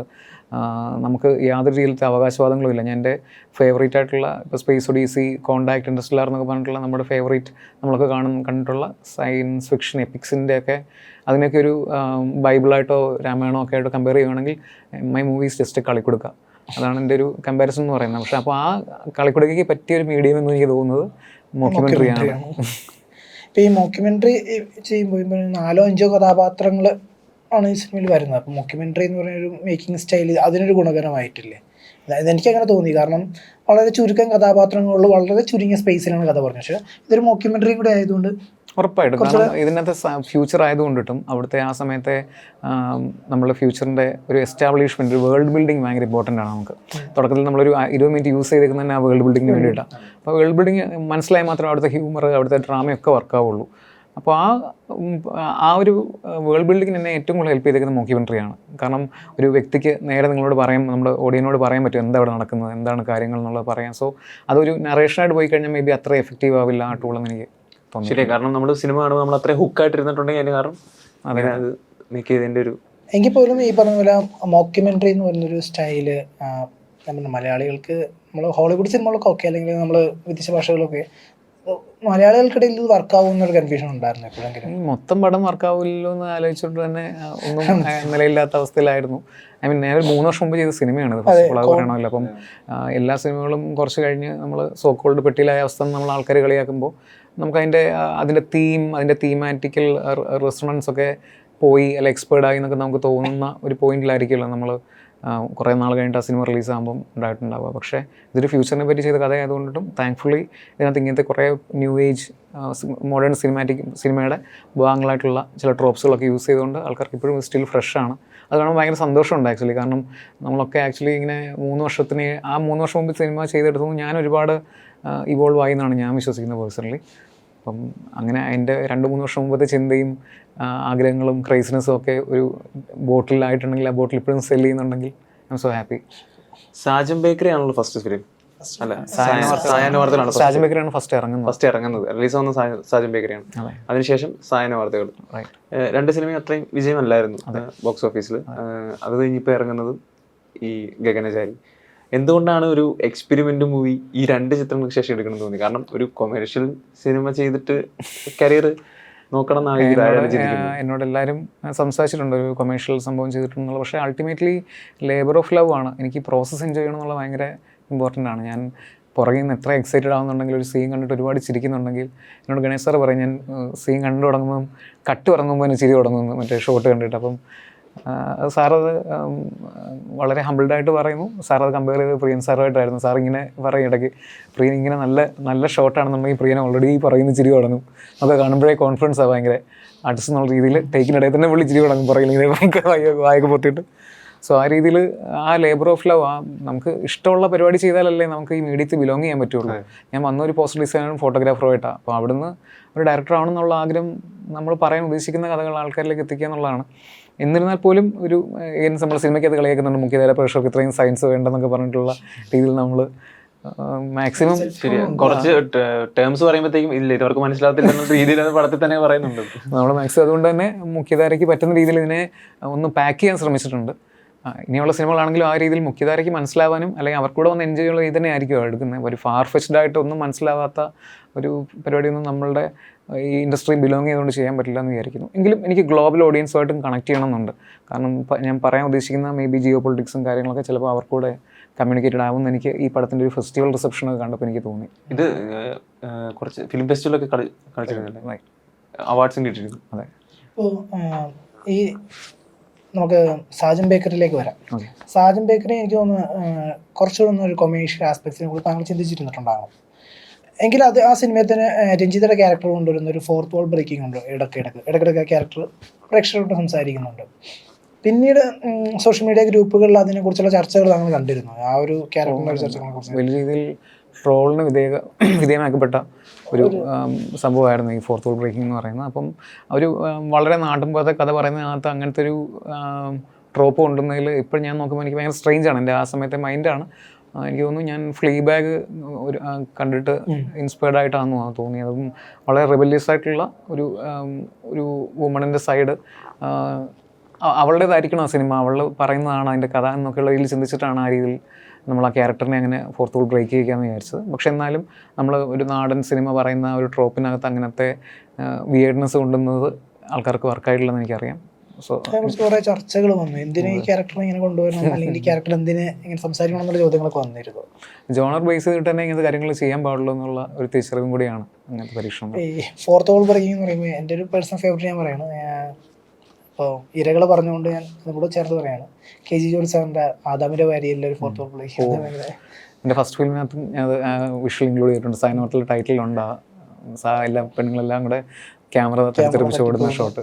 അത്രയും ഗംഭീരമായിട്ടൊരു ഫോർത്ത് വാൾ ബ്രേക്കിംഗ് ഉണ്ടായിട്ടുണ്ടാവില്ല. അതും ആ സിനിമയുടെ തീമായിട്ട് വെച്ച് നോക്കുമ്പോൾ അതിൻ്റെ അപ്പുറത്തേക്ക് ആ സിനിമ ആ രീതിയിൽ എൻഡ് ചെയ്യാൻ പറ്റില്ല എന്ന് എനിക്ക് തോന്നുന്നു. സാറിങ്ങനെ KG സാറിങ്ങനെ അവരിപ്പോൾ ഓടുന്ന നോക്കി നിൽക്കുന്ന ഷോട്ട് ഭയങ്കര ബ്യൂട്ടിഫുള്ളാണ്. സിനിമയിൽ ഒരുപാട് AI-യുടെ ഒരു യൂസ് ഉണ്ടെന്ന് പറഞ്ഞിരുന്നു. അപ്പോൾ എങ്ങനെയാണ് ഈ സിനിമയിൽ ഇപ്പോൾ ആനിമേറ്റഡ് സീൻസ് കാണിക്കുമ്പോഴത്തേക്കും VFX യൂസ് ചെയ്ത് കാണിക്കുമ്പോഴത്തേക്കും ചില AI പിക്ചേഴ്സ് നമുക്ക് സിനിമയിൽ കാണാൻ പറ്റുന്നുണ്ട്. അപ്പോൾ അതിലോട്ട് ഇത് പ്രൊഡക്ഷനിൽ തന്നെ ഉണ്ടായിരുന്നത്, അത് പ്രൊഡക്ഷന് ശേഷമായിരുന്നു ഇത്? മിഡ് ജേർണിയുടെ ഒരു വളരെ ഏർലി യൂസറാണ് ഞാൻ. മിഡ് ജേർണി തുടക്കം തൊട്ട് ലോഞ്ച് ചെയ്ത സമയത്ത് തൊട്ട് ഞാൻ യൂസ് ചെയ്യാറുണ്ട്. അപ്പം ജനറേറ്റീവ് AI ആണ് നമ്മളതിനകത്ത് കൂടുതലും നമ്മൾ ഡിപ്പെൻഡ് ചെയ്തേക്കുന്നത്. അങ്ങനത്തെ കുറച്ച് ഷോട്ടുകൾക്കും കാര്യങ്ങൾക്കൊക്കെ തുടക്കത്തിൽ നമ്മൾ കല്ലൂർ സ്റ്റുഡിയോ കാണിക്കുന്നതിൻ്റെ ജനറേറ്റീവ് AI-ലാണ് നമ്മൾ ചെയ്തേക്കുന്നത്. എന്നാൽ പോലും അത് not just one app. Midjourney നമ്മൾ ഡെവലപ്പ് ചെയ്ത ഷോട്ടുകൾ നമ്മൾ ലേറ്റർ പല ആപ്പിൽ കൊണ്ടുപോയി ആഫ്റ്റർ എഫക്ട്സിലൊക്കെ വർക്ക് ചെയ്തിട്ടാണ് ആ രീതിയിൽ നമ്മൾ ആക്കിയെടുത്തേക്കുന്നത്. അപ്പം ഒരു ബേസിക് ഒരു മാറ്റ് പെയിൻറ്റ് ആർട്ടിസ്റ്റ് ചെയ്യേണ്ട ജോലികളൊക്കെ ഒരു ജനറേറ്റീവ് AI ചെയ്യാൻ പറ്റുന്നൊരു കാലം കൂടിയാണ്. അത് ചേർത്ത് വായിക്കപ്പെടേണ്ടത് ഇന്നത്തെ സിനിമ സ്വപ്നം കാണുന്ന യുവാക്കൾക്ക് പണ്ടത്തെ പോലെ ഒരു ആർട്ടിസ്റ്റ് ഇല്ല, അല്ലെങ്കിൽ ഒരു സ്റ്റോറി ബോർഡ് ചെയ്യാൻ പറ്റില്ല, അല്ലെങ്കിൽ നമുക്ക് ഇഷ്ടമുള്ള ഒരു ഷോട്ടിനെ നമുക്ക് സംസാരിച്ച് കാണിക്കാൻ പറ്റുന്നില്ല, അതിനെ വിഷ്വലൈസ് ചെയ്യാൻ പറ്റുന്നുള്ള ഒരു പോയിൻ്റൊന്നും ഇനി എക്സിസ്റ്റ് ചെയ്യുന്നില്ല എന്നുള്ളതാണ്. എല്ലാവർക്കും അങ്ങനത്തെ ടൂൾസ് അവൈലബിൾ ആണ്. ഇതൊക്കെ ഒരു ഓപ്പൺ സോഴ്സ് ആയിട്ടും ഒക്കെ ഈ ടൂൾസ് ഇതുമായിട്ട് സിമിലർ ആയിട്ടുള്ള മിഡ്ജേണി പോലത്തെ ടൂൾസ് അവൈലബിൾ ആണ്. അപ്പോൾ ഇനിയുള്ള പുതിയ ഫിലിം മേക്കേഴ്സിനൊക്കെ ഒരുപാട് അവരുടെ റൈറ്റ് ഹാൻഡ് എന്ന് പറയുന്നത് മേ ബി AI ആയിരിക്കും ആ രീതിയിൽ. ഇതോട്ട് റിലേറ്റ് തന്നെ ചോദിക്കുകയാണ്, ഈ പടത്തിൽ ഒരു ശബ്ദം ഇത് വരുന്നുണ്ടല്ലോ, ഒരു വോയിസ് വരുന്നുണ്ട്. ആ ഒരു വോയിസിന് അതിൻ്റെ ആ ഒരു ആർട്ടിസ്റ്റിലേക്ക് കൊടുക്കാം, അതിലൊരു ഫൺ എലിമെൻ്റ് ഉണ്ട്, ഒരു ചിരി വരുത്തുന്നുണ്ട്. അങ്ങനെ ഒരു സൗണ്ട് ആ വ്യക്തിയെ തന്നെ കൊടുക്കാമെന്നൊരു തോട്ട് എങ്ങനെയായിരുന്നു വരുന്നത്? അത് ശരിക്കും എനിക്ക് അവിടെ ലെജൻഡറി ആയിട്ടൊരു ആർട്ടിസ്റ്റ് വേണം, ഒരു ആക്ട്രസ് വേണം എന്ന് എനിക്ക് നിർബന്ധം ഉണ്ടായിരുന്നു. എനിക്ക് പേര് പറയാൻ പറ്റാത്തത് ഞാൻ വേറെ രണ്ടിടത്ത് പറഞ്ഞിട്ടുണ്ട്, എന്നാലും പോലും ഇപ്പോൾ പറയാത്തത് എന്നോട് പ്രൊഡക്ഷൻ സൈഡിൽ സ്ട്രിക്റ്റ് ആയിട്ട് ഒരു സ്പോയിലർ ആവുമെന്ന് പറഞ്ഞുകൊണ്ട് ഞാനും ചോദിക്കാത്തത്, പറയാത്തത്. പക്ഷെ എന്നാൽ പോലും നമ്മളുടെ അതിനകത്തൊരു ഐഡിയ വാസ്, അതിൽ നമ്മൾ കുറച്ച് തിയറീസ് പുഷ് ചെയ്യുന്നുണ്ട്, കോൺസ്പിറസി തിയറീസ് പറയുന്നുണ്ട്. അതിൻ്റെ ഒരു മേജർ പാർട്ടെന്ന് പറയുന്നത് humans are not native to earth എന്നൊക്കെ പറഞ്ഞിട്ട് നമ്മളൊരു തിയറി പറയുന്നുണ്ട്. അപ്പോൾ ആ തിയറി പറയുന്ന സമയത്ത് നമ്മൾ പുള്ളിക്കാരി ഇത് നാറേറ്റ് ചെയ്യുന്നതായിട്ട് ഇങ്ങനെ പറയുന്ന സമയത്ത് ഒരു മുത്തശ്ശി കഥ കേൾക്കുന്ന പോലെ പ്രേക്ഷകനത് കേൾക്കണമെന്ന് എനിക്കൊരു ആഗ്രഹം ഉണ്ടായിരുന്നു. അപ്പോൾ അങ്ങനത്തെ ചില ഒരു ചില ഇൻറ്റൻഷൻ കൂടെ വെച്ചിട്ടൊക്കെയാണ് ഞാൻ ആ സൗണ്ടിനെ അവിടെ പ്ലേസ് ചെയ്യുന്നത്.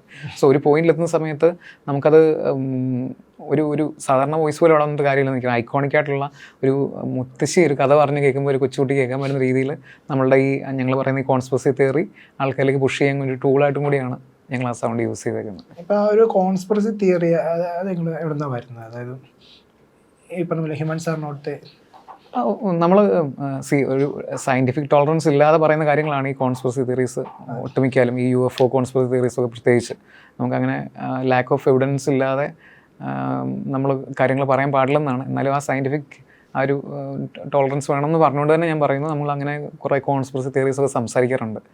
അപ്പം അതിൻ്റെ വളരെ ഇപ്പം ഒരു ഏലിയൻസ് ഉണ്ടോ എന്ന് ചോദിക്കുന്ന ചോദ്യം പോലും അതിൻ്റെ ഒരു പാർട്ടാണ്. അല്ലെങ്കിൽ അതിൽ കിട്ടിയേക്കുന്ന അല്ലെങ്കിൽ UFO സ്പോട്ടഡ് എന്നൊക്കെ പറഞ്ഞ് നമ്മൾ കാണുന്ന ഒരുപാട് കാര്യങ്ങൾക്കൊക്കെ വ്യക്തതയുണ്ടോ എന്നുള്ളതും വലിയൊരു ചോദ്യമാണ്.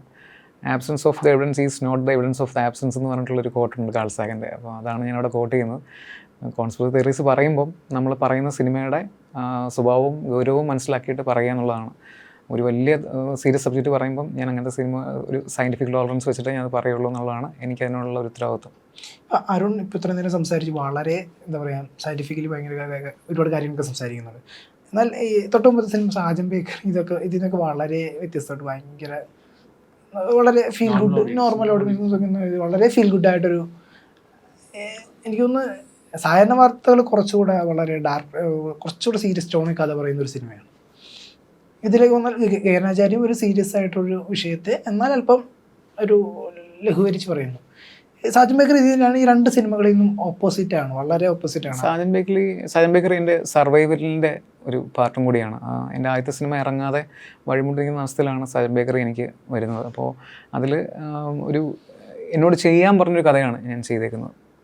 ഇറ്റ്സ് നോട്ട് മൈ പിക്ക്, ഇതെനിക്ക് ചെയ്യണം എന്ന് പറഞ്ഞിട്ട് ഞാൻ പിക്ക് ചെയ്ത കഥയല്ല. എന്നോട് ചെയ്യാൻ പറഞ്ഞ നമ്മൾ അജുവേട്ടനൊക്കെ തിരക്കഥയുടെ ഭാഗമായിരുന്നു. നമ്മൾ നമ്മളുടെയൊക്കെ മ്യൂച്വൽ തിരഞ്ഞെടുപ്പിൽ വന്നൊരു സ്റ്റോറി നമ്മൾ വർക്ക് ചെയ്ത ഒരു പടമാണ്. അപ്പോൾ അതിൽ തന്നെ എഗെയിൻ ഞാൻ ആദ്യം ഒരു വിസിൽ ബ്ലോവറിൻ്റെ കഥ സായനവാർത്തയിൽ പറയാൻ ശ്രമിച്ചിട്ട് നിൽക്കുന്ന സമയമായിരുന്നു അത്. അപ്പം അങ്ങനെ ഒരു ആൾക്കാർക്ക് മനസ്സിലാവുമോ എന്ന് തോന്നുന്ന ഒരു സബ്ജക്റ്റ് അല്ലാതെ ജനറൽ ഓഡിയൻസിന് അപ്പീൽ ചെയ്യുന്ന രീതിയിലൊരു കാര്യം ട്രൈ ഔട്ട് ചെയ്യാനായിരുന്നു എനിക്ക് കിട്ടിയിരിക്കുന്ന നിർദ്ദേശം. സർവൈവലിൻ്റെ പാർട്ടാണെന്ന് ഞാൻ ചിന്തിക്കുന്നു. മുഖ്യധാരയ്ക്ക് എഗെയിൻ കേറ്റർ ചെയ്യണമല്ലോ നമ്മൾ. ഇപ്പോൾ സോഷ്യൽ മീഡിയയിൽ ഒരുപാട് ട്രോള് ലൈക്ക് ഇങ്ങനെ പറയുന്നുണ്ട്, ഇപ്പോൾ ഇത്രയും ബഡ്ജറ്റ് വെച്ചിട്ട് ഗഗനചാരി ചെയ്ത അരുൺ ചന്ദിന് ഒരു കുറച്ചുകൂടി ബഡ്ജറ്റ് കിട്ടിക്കഴിഞ്ഞാൽ നല്ലൊരു സയൻസ് ഫിക്ഷൻ ചിത്രം ഇനിയും പ്രതീക്ഷിക്കാം. ഉറപ്പായിട്ടും എനിക്ക് കുറച്ചുകൂടെ എൻ്റെ മൈൻഡിലുള്ള കാര്യങ്ങൾ ആൾക്കാരിലേക്ക് എത്തിക്കണമെന്നുണ്ട്.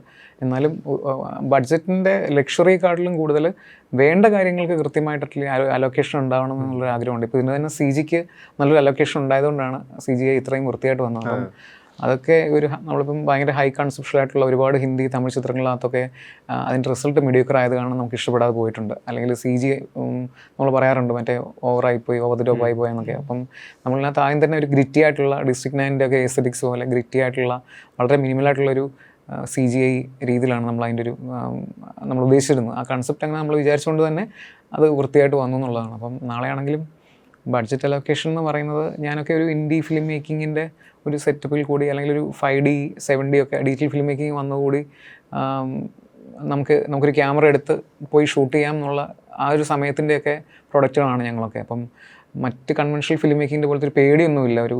ഒരു ബി ഷോട്ട് എടുക്കാൻ, ഒരു ബി റോൾ എടുക്കാൻ മറന്നു പോയി കഴിഞ്ഞാൽ നമുക്ക് പോയിട്ട് എടുക്കാനുള്ള എല്ലാ ടൂൾസും ഇന്ന് അവൈലബിൾ ആണ്. അപ്പം അതുകൊണ്ട് തന്നെ ഒരു ഭയങ്കര ഒരു പ്രോപ്പർ സിനിമ ബഡ്ജറ്റ് കിട്ടിയില്ലെങ്കിലും നമ്മൾ ചോദിക്കുന്ന കാര്യങ്ങൾ കൃത്യമായി മനസ്സിലാക്കിയിട്ട് അതിനെ ഫെസിലിറ്റേറ്റ് ചെയ്യണം, അല്ലെങ്കിൽ അവർ ചെയ്താൽ നല്ലതായിരുന്നു എന്നുള്ളൊരു തോന്നലാണ്. ഈ സിനിമയുടെ റേഷ്യോനെ പറ്റി സംസാരിക്കുകയാണെങ്കിൽ സ്റ്റാർട്ടിങ് തുടങ്ങുന്നത് ഈ റേഷ്യോയാണ് തുടങ്ങുന്നത്. അത് കഴിഞ്ഞ് പിന്നെ വലുതായി വരുന്നുണ്ട്. ചില സീനിൽ അത് ഫുൾ റേഷ്യോയിൽ വരുന്നുമുണ്ട്, അതുപോലെ തന്നെ ചിലപ്പോൾ അത് ഇങ്ങനെ വരികയും ചെയ്യുന്നുണ്ട്. ആ ഒരു 4:3 ആണ് നമ്മളൊരു പ്രൈമറി മെജോറിറ്റിയിൽ നമ്മൾ 4:3 കാണിക്കുന്നത്. അതിന് മൾട്ടിപ്പിൾ റീസൺസ് ഉണ്ട്. നമുക്ക് ഒരു പഴയ ഒരു ഡോക്യുമെൻ്ററി കാണുന്നതിൻ്റെ ഒരു ഫീലും ഒരു 35mm ഫിലിമിൻ്റെ ഒരു സാധനം കിട്ടാൻ വേണ്ടിയിട്ടൊക്കെ നമ്മൾ ട്രൈ ചെയ്തിട്ടുണ്ട്. പ്ലസ് അതിനകത്ത് തന്നെ നമ്മൾ ആർട്ടിനെ കൂടുതൽ അപ്രിഷ്യേറ്റ് ചെയ്യുന്നൊരു ഫോർമാറ്റാണ് 4:3.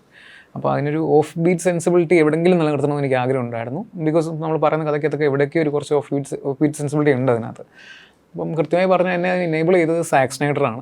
സാക് സ്നൈഡറിനാണ് ഞാൻ താങ്ക്സ് പറയുന്നത്. കാരണം സ്നൈഡർ കട്ട് ഇറങ്ങുന്ന സമയത്ത് സ്നൈഡർ കട്ട് ഞങ്ങളൊക്കെ റിക്വസ്റ്റ് ചെയ്തിട്ടുണ്ട്. അപ്പം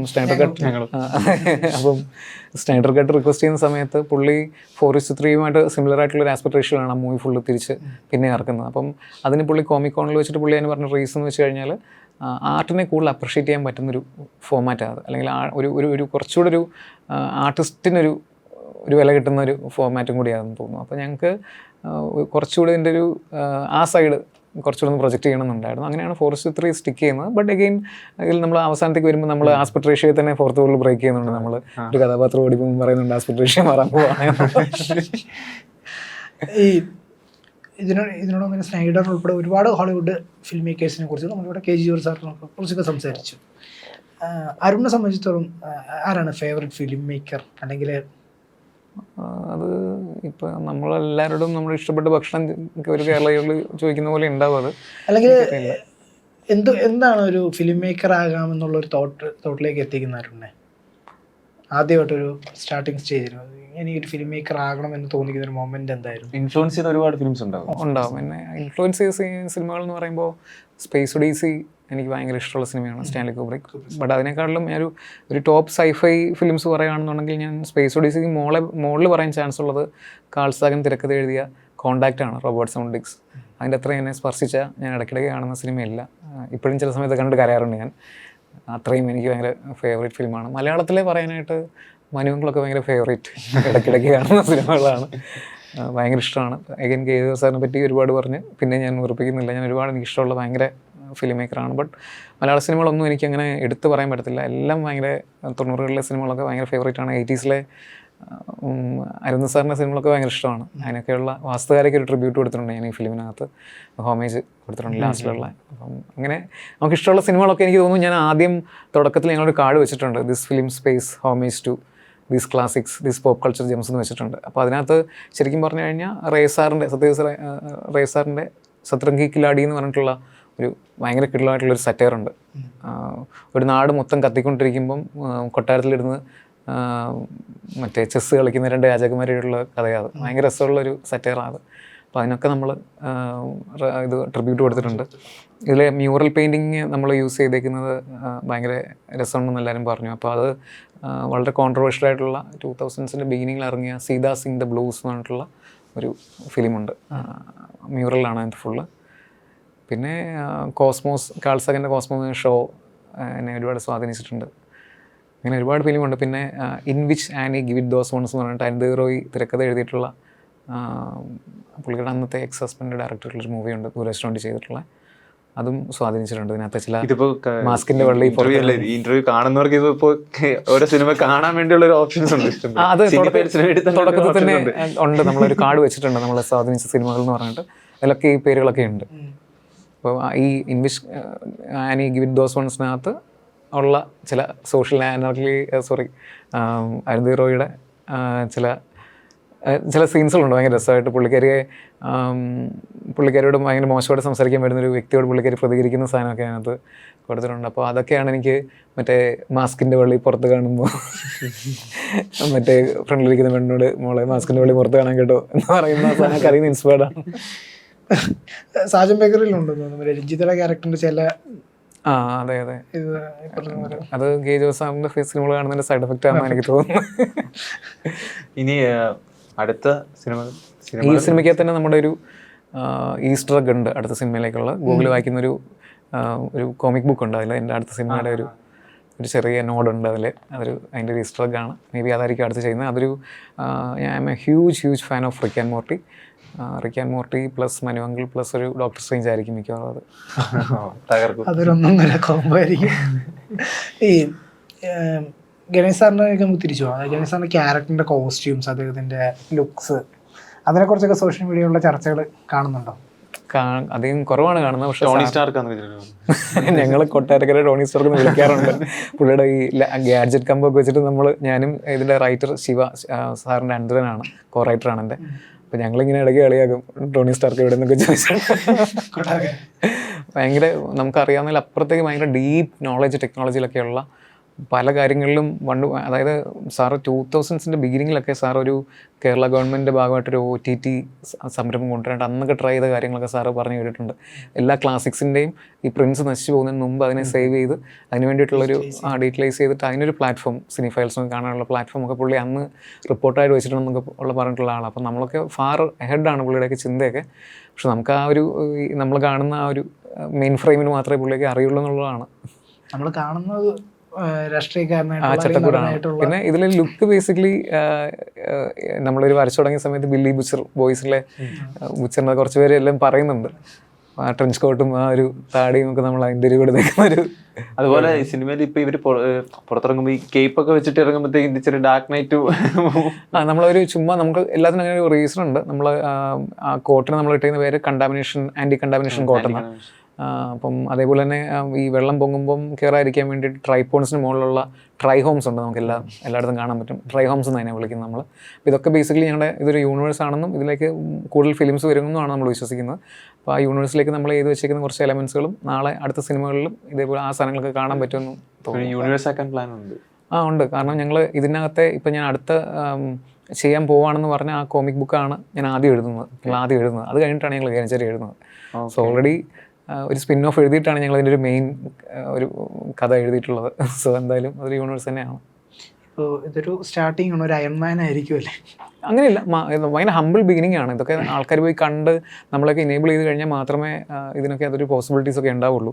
നമ്മൾ എത്രത്തോളം നമുക്ക് ആഗ്രഹം ഉണ്ടെന്ന് പറഞ്ഞു കഴിഞ്ഞാൽ സിനിമയാണ്, വ്യവസായമാണ്, ഇതിനകത്തൊരു കച്ചവടം കൂടി ഇതിനകത്ത് ഇൻവോൾവ് ആണ്. അപ്പോൾ അതിൻ്റെ ഇക്വേഷൻസ് ഒക്കെ കറക്റ്റായി വന്നു കഴിഞ്ഞാൽ മാത്രമേ എനിക്കിതൊക്കെ ചെയ്യാൻ പറ്റുള്ളൂ. അതുകൊണ്ട് സിനിഫൈൽസ് ആയിട്ടുള്ള നിങ്ങളെപ്പോലെ ഇത് ചോദിച്ചറിയാൻ ഭയങ്കര ഇഷ്ടം കാണിക്കുന്ന ആൾക്കാരൊക്കെ തിയേറ്ററിൽ പോയി കണ്ട് നമ്മളുടെ ഈ എളിയ പരിശ്രമത്തൊക്കെ ഒന്ന് സപ്പോർട്ട് ചെയ്യുന്ന സമയത്താണ് നമുക്കിപ്പോൾ എനിക്ക് ഇൻസ്റ്റാഗ്രാമിലൊക്കെ വരുന്ന മെസ്സേജിന് എല്ലാത്തിനും കുത്തിരുന്ന് മാക്സിമം റിപ്ലൈ ചെയ്യാൻ നോക്കാറുണ്ട്. കാരണം അത്രത്തോളം പിള്ളേർക്ക് ഭയങ്കര റിപ്ലൈ കിട്ടിയായിരുന്നില്ല.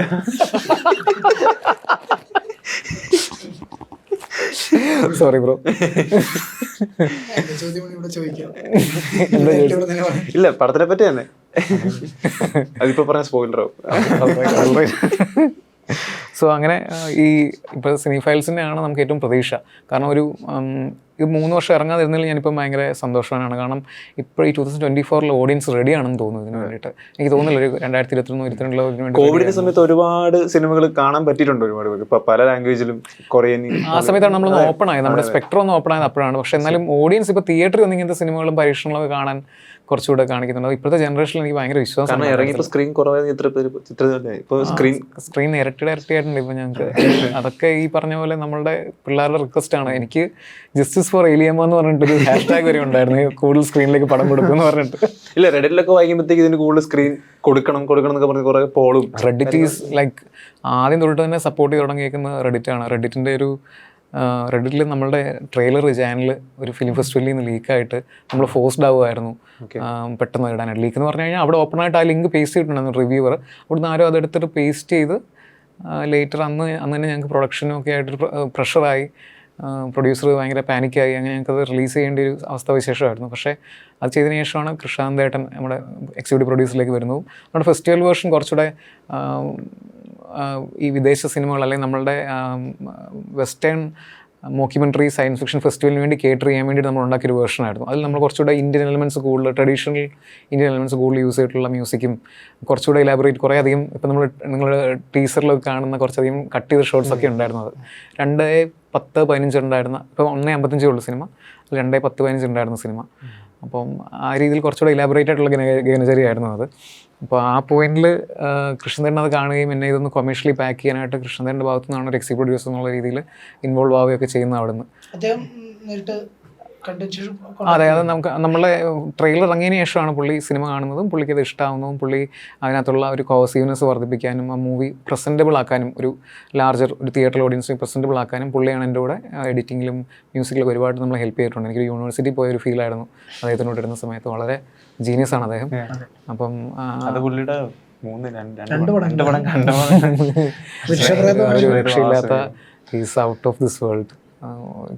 വരാൻ പോകുന്ന പടം I saw some glimpse on it and you should watch for it. They'll wait for it. ഒരു പടം ഉണ്ടെന്ന് ഇങ്ങനെ ഞങ്ങൾക്കൊരു ഇന്റർവ്യൂ എന്നൊക്കെ പറഞ്ഞിരുന്നു.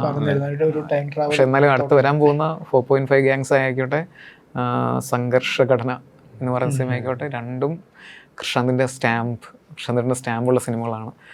അപ്പം ഈ കാര്യങ്ങളൊക്കെ ഉണ്ടായത് ഞാൻ പറയാൻ വന്നത്, ഈ കാര്യങ്ങളൊക്കെ ഉണ്ടായത് റെഡിറ്റിൽ ആ ട്രെയിലറിൻ്റെ അവിടെ വന്നിരിക്കുന്ന ബട്ടർഫ്ലൈ എഫക്റ്റ് ആണെന്ന് തോന്നുന്നു. അവിടുന്ന് തുടങ്ങിയ മാറ്റമാണ് ശരിക്കും പറഞ്ഞാൽ ഈ സിനിമ തിയേറ്ററിൽ വരെ എത്തിച്ചെന്ന് തോന്നുന്നു. സോ റെഡിറ്റിൽ ലീക്ക് ചെയ്ത ആൾക്ക് എൻ്റെ താങ്ക്സ്. കാരണം അങ്ങനെയാണ് ഞങ്ങൾക്ക് സംഭവിച്ചേക്കുന്നത്. നമ്മളത് ചിലപ്പം ഒരു പ്രൊഡക്ഷൻ ഒരു സൈഫൈ മോക്യുമെൻ്ററി പുറത്തിറങ്ങിയാൽ വിജയിക്കുമെന്നൊക്കെയുള്ള ഡൗട്ട്സ് ഒക്കെ കൂടുതൽ ഉണ്ടായിരുന്നു. അവരുടെ പ്രീവിയസ് മൂവീസൊക്കെ കുറച്ച് മോശം അഭിപ്രായങ്ങളൊക്കെ വന്നിരുന്ന് അവർ ഒരു സമ്മർദ്ദത്തിലായിരുന്ന ഒരു പൊസിഷനിലാണ് ഞാൻ ഈ മൂവി കൊണ്ടുവരുന്നത്. അപ്പോൾ ചോദിക്കാൻ വേണ്ടിയിരിക്കുന്നു, അജിത് വിനായക ഫിലിംസ് അവരുടെ പ്രൊജക്റ്റ് വരുന്നത് എങ്ങനെയായിരുന്നു? അത് ഗണേഷ് സാറിനോട് പോയി കഥ പറഞ്ഞു. സാർ അപ്പം തന്നെ കൊട്ടാരക്കരയുള്ള പുള്ളിയുടെ പുള്ളിക്ക് അറിയാവുന്ന ആൾക്കാരായിരുന്നു അവർ. അങ്ങോട്ടേക്ക് പറഞ്ഞു വിട്ടു, പിറ്റേ ദിവസം അഡ്വാൻസ് കിട്ടി, അത്രേ ഉള്ളായിരുന്നു. Simple as that. അദ്ദേഹത്തിൻ്റെ അടുക്കൽ കഥ പറഞ്ഞു, പുള്ളിക്ക് ഇത് കിട്ടിയെന്നുള്ളതാണ് ഞാൻ കിട്ടിക്കുന്ന ISI മാർക്ക്. അപ്പം തന്നെ ഞങ്ങളെ പറഞ്ഞു വിട്ടു. പിറ്റേ ദിവസം അഡ്വാൻസ് വാങ്ങിച്ച് ഞാൻ സാറിനോട് വന്നിട്ട് മറ്റേ പൊട്ടൻ പോലെ ഞാൻ വിളിച്ചു പറഞ്ഞിട്ടുണ്ടായിരുന്നു, സാറേ അഡ്വാൻസ് കിട്ടി. അത്ര സിമ്പിളായിരുന്നു ആ കാര്യങ്ങൾ. പക്ഷെ എന്നാലും തിയേറ്റർ വിസിറ്റിന്റെ വീഡിയോ കാണുമ്പോഴും ഗണേഷ് സാർ ഭയങ്കര ഹാപ്പിയാണ്. സാർ ഭയങ്കര ഹാപ്പിയാണെന്ന് വെച്ചാൽ സാറിന് ഈ രാഷ്ട്രീയത്തിനൊക്കെ അപ്പുറത്തേക്ക് ജോർജ് സാർ ഇൻട്രൊഡ്യൂസ് ചെയ്ത നണ്ണല്ലേ, പുള്ളിക്ക് ഉണ്ടാവില്ലേ നല്ല ലെജൻഡറി നണ്ണല്ലേ. അപ്പം പുള്ളിയുടെ ഒരു വൺ ഫൈൻ വർക്ക് കാണാനൊക്കെ നമുക്ക് പേഴ്സണലി ആഗ്രഹമുണ്ട്, പുള്ളിക്കും ആഗ്രഹം ഉണ്ടാവുമല്ലോ. അപ്പോൾ അടുത്താണെന്നുണ്ടെങ്കിലും ഞാൻ സാറിനോടൊരു ഒരു ഇന്ത്യയിലേക്ക് നമ്മൾ ഇന്ത്യയുടെ സ്പേസ് റേസിന് സമയത്ത് നമ്പിനാരായണൻ എന്ന് പറഞ്ഞിട്ടുള്ള വ്യക്തിയുടെ ലൈഫിലേക്ക് CIA എങ്ങനെയാണ് ഇൻവോൾവ് ആയെന്നുള്ളൊരു കോൺസ്പിറസി തിയറി നിലനിൽക്കുന്നുണ്ട്. ആദ്യത്തെ കമ്മ്യൂണിസ്റ്റ് ഗവൺമെൻറ്റൊക്കെ താഴെ പോകാനൊക്കെ അതിനൊരു റീസൺ ആയിരുന്നു എന്നൊക്കെ പറഞ്ഞിട്ടുള്ള തുടർക്കഥകളുടെ ഭാഗമാണ് ഈ പറഞ്ഞ ISR ചാരക്കേസ് എന്നൊക്കെ ഞാൻ വായിച്ചിട്ടുണ്ട്. അപ്പോൾ അതുമായിട്ടൊക്കെ ബന്ധപ്പെട്ട ഒരു വലിയൊരു രീതിയിലേക്ക് ഒരു സ്പേസ് റേസിൽ ഏറ്റവും മുമ്പിലേക്ക് വരാൻ ചാൻസ് ഉണ്ടായിരുന്ന എക്കണോമി, ഒരു ഡെമോക്രസിയെ ആ രീതിയിലൊരു CIA പോലത്തെ ഒരു ഏജൻസി കൗണ്ടർഫീറ്റ് ചെയ്തിട്ടുണ്ടെങ്കിൽ, അല്ലെങ്കിൽ അതേപോലത്തെ ഒരു കോൺസ്പിറസി തിയറി പോലെ ഒരു സിനിമ ഞാൻ AI ബേസ് ആയിട്ട് ഇങ്ങനെ പ്ലാൻ ചെയ്യുന്നുണ്ട്. അതും സാറിനോട് ഞാൻ സംസാരിച്ചിട്ടുണ്ടായിരുന്നു. സാറ് കഴിഞ്ഞ പ്രസ് റിലീസ് അതിനെ പറ്റിയിട്ട് ഇങ്ങനെ പറഞ്ഞു, അത് എനിക്കൊരു കഥ വന്ന് പറഞ്ഞിരുന്നു. അപ്പോൾ അത് ഡീപ്പ് ഫേക്കിനെ ബേസ് ചെയ്തിട്ടുള്ള ഡീപ്പ് ഫേക്കിൻ്റെ ഓപ്പൺ സോഴ്സ് കോഡ് ഇപ്പം ഭയങ്കരമായിട്ട് റിലീസായിട്ടുണ്ട്, ഗിറ്റ്ഹബിലൊക്കെ ഉണ്ട്. അപ്പോൾ അത് വെച്ചിട്ട് നമുക്ക് പലതും പോസിബിളാണ് ഇപ്പോൾ. അപ്പം ഉക്രൈൻ്റെ പ്രധാനമന്ത്രി മറ്റേ നമ്മുടെ ഉക്രൈൻ വാറിൻ്റെ സമയത്ത് അയാളുടെ ഈ പറഞ്ഞ മെസ്സേജിനൊക്കെ ഇതുപോലെ മാനിപ്പുലേറ്റ് ചെയ്തിട്ടുണ്ടായിരുന്നു ഡീപ്പ് ഫേക്ക് വെച്ചിട്ട്. സോ നാളത്തെ ഒരു സൈബർ വാർഫെയറിൽ ഡീപ്പ് ഫേക്ക് ഭയങ്കര വലിയൊരു മേജർ ടൂളാണ്. അപ്പോൾ അതിനെപ്പറ്റി ഒരു കഥ പറയണമെന്ന് എനിക്കുണ്ട് ഇവിടെ. ഇപ്പം ഈ ഗഗനചാരിയിൽ തന്നെ ടെക്നോളജിയെ കാണിക്കുമ്പോൾ ഇപ്പം രാഘവൻ ഒരു ടെക്നോളജിയാണ്, എന്നാൽ ഈ സമീപ ഭാവി ആയതുകൊണ്ടാണ്, അല്ലെങ്കിൽ സമീപ ഭാവിയിൽ ഇന്ത്യയിൽ ടെക്നോളജിക്കലി ഒരുപാട് ഇപ്പോൾ ഉള്ളതിന് ഒരുപാട് അഡ്വാൻസ്ഡ് ആയിട്ട് നമ്മൾ കാണുന്നില്ല. അത് എന്തുകൊണ്ടാണ്? നമ്മൾ പൊതുവെ ഒരു ഹോളിവുഡ് മൂവിയിൽ ഒരു ഫ്യൂച്ചറിനെ കാണിക്കുന്ന ഒരു ടെക്നോളജി വാസ്റ്റായിട്ടൊരു ചേഞ്ച് ആയിരിക്കും നമ്മൾ കാണുക. പക്ഷേ ഇപ്പോൾ ഗഗനചാരിയിൽ വന്നു കഴിഞ്ഞാൽ അത്രയ്ക്ക് ഒരുപാട് ചേഞ്ചസ് ഇല്ല, എന്നാൽ ടെക്നോളജിക്കലി ചില മാറ്റങ്ങളുണ്ട് താൻ. ഒരു വാക്കാൻ്റെ കാണിക്കണമെന്നുണ്ട്, വാക്കാൻ്റെ കാണിക്കണമെങ്കിൽ അത്രയും കാശ് വേണമല്ലോ. അപ്പോൾ നമുക്ക് ഞാൻ നേരത്തെ പറഞ്ഞ പോയിന്റിലേക്ക് തന്നെയാണ്, നിയർ ഫ്യൂച്ചർ കാണിക്കുമ്പോൾ നമുക്ക് അത്രയും സ്പെക്കുലേറ്റ് ചെയ്യാതെ ഒരുപാട് ഭയങ്കര ടെക് വിസാർഡറി കൊണ്ടുവരാതെ നമുക്ക് കാര്യങ്ങൾ പറയാൻ സാധിക്കും. എന്നാൽ നമുക്ക് വേണ്ട രീതിയിലത്തെ കഥയ്ക്ക് അനുയോജ്യമായ രീതിയിലെ ടെക്നോളജിയൊക്കെ നമുക്കൊന്ന് മോൾഡ് ചെയ്തെടുക്കാനുള്ള സ്പേസും ഉണ്ട് അവിടെ. അപ്പം നമ്മൾ ഈ ഒരു ആശയവിനിമയത്തിനും അല്ലെങ്കിൽ നമ്മുടെ ഒരു എക്കണോമിക് എക്സ്ചേഞ്ചിനൊക്കെ വേണ്ടി നമ്മൾ പോയിൻറ്റ്സ് മൈനസിലേക്ക് മാറിയതൊക്കെ നമ്മൾ അതിനുവേണ്ടി എടുത്തേക്കുന്ന കുറച്ച് ചേഞ്ചസ് ഒക്കെയാണ്. പക്ഷേ എന്നാലും നിയർ ഫ്യൂച്ചർ പറയുമ്പോൾ ഉള്ളൊരു എനിക്ക് കിട്ടുന്നൊരു കുറച്ച് സ്പേസ് അല്ലെങ്കിൽ ലോജിക്കൽ മെയിൻ്റനൻസ് അവിടെ നടക്കുന്നുണ്ട്. ലോജിക്കലി പറയാനുള്ളൊരു സ്പേസ് എനിക്ക് അവിടെ കിട്ടുന്നുണ്ട്. പക്ഷേ ഒരു ഫാർ ഫ്യൂച്ചർ ആണെന്ന സമയത്ത് നമുക്ക് പറയാൻ പറ്റില്ല എങ്ങനെയാണ് അതുള്ളതെന്നുള്ളത്. ഇപ്പം ഭാരതത്തിന് എഫക്റ്റിനകത്തൊക്കെ ഫ്യൂച്ചർ കാണിക്കുന്ന സീൻ കണ്ടിട്ടുണ്ടോ? അപ്പോൾ അതൊക്കെ നമുക്കിപ്പോൾ കാണുമ്പം പുള്ളിയുടെ ഐഡിയ അടിപൊളിയായിരുന്നു. പക്ഷേ അത് എക്സിക്യൂഷനിൽ ചിലപ്പം നമുക്കത് നമ്മളതിനെ ഫാർ ഫ്യൂച്ചർ ചിന്തിക്കുന്ന സമയത്ത് എങ്ങനെയായിരിക്കും പ്രോഡക്റ്റ് ഡിസൈൻസ്, ഡിസൈൻ എങ്ങനെയാണ് വരുന്നത്, അതൊക്കെ ഭയങ്കര ഇമ്പോർട്ടൻ്റ് അല്ലേ. നമ്മളിപ്പം വോളി എന്ന് പറഞ്ഞിട്ടുള്ള സിനിമയ്ക്കകത്തെ ഈവ എന്ന് പറഞ്ഞിട്ടുള്ള ക്യാരക്ടറിനെ ജോണി ഐവ്, പേര് തെറ്റാണെങ്കിൽ ക്ഷമിക്കണം, ജോണി ഐവ് എന്നുള്ള ആപ്പിളിൻ്റെ ചീഫ് ഡിസൈൻ ഓഫീസർ പിക്സാറിലേക്ക് വണ്ടി പുള്ളിയുടെ ആസ്ട്രോമോട്ടിന് ഓടിച്ചു പോയി പിക്സാറിൽ ചെന്ന് 20 മിനിറ്റ് കൊണ്ട് പുള്ളി വരച്ചു കൊടുത്തിട്ട് തിരിച്ചു പോകുന്ന ക്യാരക്ടറാണ് ഈവ എന്ന് പറഞ്ഞിട്ടുള്ള ക്യാരക്ടർ. ജോണി ഐവ് ആണ് വരയ്ക്കുന്നത്, ഡിസൈൻ ചെയ്തേക്കുന്നത്. അതിപ്പോഴും കാണുമ്പോൾ ഒരു ഐമാക്ക് പോലെ, അല്ല ഐമാക്കിൻ്റെ ഒരു ഫ്യൂച്ചർ ഫ്ലോട്ട് ചെയ്യുന്ന പോലെ ഇരിക്കും അത് കണ്ടു കഴിഞ്ഞാൽ. അപ്പം ആ രീതിയിലൊക്കെ നമുക്ക് പിക്സാർ പോലത്തെ അതുപോലത്തെ മാസ്റ്റർ മൈൻഡ്സ് അതിലെ അങ്ങനത്തെ പല ആൾക്കാരോട് വിഷണറി മൈൻഡ്സോട് കൊളാബറേറ്റ് ചെയ്യാൻ പറ്റിക്കഴിഞ്ഞാൽ എനിക്കും അങ്ങനത്തെ കാര്യങ്ങളൊക്കെ ചെയ്യാൻ പറ്റുമെന്ന് തോന്നുന്നുണ്ട്. അങ്ങനെ സംഭവിക്കട്ടെ. ഇനി ഇതിൻ്റെ ഒരു സ്പിൻ ഓഫ് സാധ്യതകൾ ഇപ്പോൾ പല കഥാപാത്രങ്ങളും ഇപ്പോൾ പലയിടങ്ങളിലാണ് പടം അവസാനിക്കുന്നിടത്ത്. അപ്പോൾ ഓരോ ക്യാരക്ടേഴ്സിൻ്റെ ഒരു സ്പിൻ ഓഫ് സാധ്യതകളെ കുറിച്ച് ചിന്തിക്കുന്നുണ്ടോ?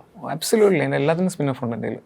എനിക്ക് ആ പ്ലാനറ്റ്, നമ്മൾ അവസാനം കാണിച്ചിരിക്കുന്ന പ്ലാനറ്റ് എൻ്റെ അടുത്ത് വരുന്ന സിനിമയ്ക്ക് അതൊരു മേജറായിട്ടുള്ളൊരു സ്ഥലമാണ്. അതേപോലെ തന്നെ വിക്ടർ, അലൻ ഒക്കെ തിരിച്ചു വരുന്നുണ്ട്. ഈവൻ റെക്സിക്ക് ഒരു ലൈവ് ആക്ഷൻ വേർഷൻ ഉണ്ടാവും അടുത്ത പ്രാവശ്യം. റെക്സ് എൻ്റെ ഫേവറേറ്റ് ക്യാരക്ടറാണ്. എനിക്ക് പണ്ട് കൊച്ചിലൊരു ടോയ് ഉണ്ടായിരുന്നു. ആ ക്യാരക്ടറിനല്ല, നമ്മൾ റെക്സിന്ന് പേരിട്ടേക്കുന്നത് ടി റെക്സ് ആയതുകൊണ്ട് Rexy Rexy and she sexy എന്ന് നമ്മൾ പറഞ്ഞേക്കുന്നത്. ഉണ്ട്, തീർച്ചയായിട്ടും ഉണ്ട്. കാരണം നമുക്ക് ഇത് വേറൊരു അജുവേട്ടന് ബോധം പോയിട്ടുള്ള സീനിൽ ജസ്റ്റ് പറയുന്നുണ്ട്, മറ്റേ വംശനാശം സംഭവിച്ചുകൊണ്ടിരിക്കുന്ന ക്രീച്ചറായിരുന്നു. സോ അങ്ങനത്തെ ഒരു ഹംബിൾ നോട്ട്സ് ടു നമ്മൾ കൊച്ചിലേ പഠിക്കുമ്പോൾ നമ്മൾ ആദ്യം പഠിക്കുന്ന സ്ഥലമല്ല ദിനോസർ എക്സ്റ്റെൻഡ് ആയി പോയി എന്നൊക്കെ പറഞ്ഞിട്ടുള്ളത്. അപ്പം അങ്ങനെ കുറേ തമാശകൾ. സിനിമ ഇനി കൂടുതൽ സ്ക്രീനുകളിലേക്ക് വരട്ടെ. എങ്കിലും ഒരു ചോദ്യങ്ങളുണ്ട്. എന്ന് വെച്ചാൽ ഇനിയിപ്പോൾ നാളെ അല്ലെങ്കിൽ നെക്സ്റ്റ് ഡേ തൊട്ട് അടുത്തൊരു സെറ്റ് ഓഫ് മൂവീസ് വരുന്നുണ്ട്. അപ്പോൾ അതിലൊരു ഇതുണ്ടോ, ഒരു ടെൻഷനുണ്ടോ? ടെൻഷനുണ്ട്. കാരണം അതൊരു ഇന്ത്യയിലെ ഏറ്റവും വലിയ ചിലവേറിയ ഒരു പടം കൽക്കി തിയേറ്ററിലേക്ക് വരുവാണ്. അപ്പം അതും ഒരു സൈഫൈ സിനിമ തന്നെയാണ്.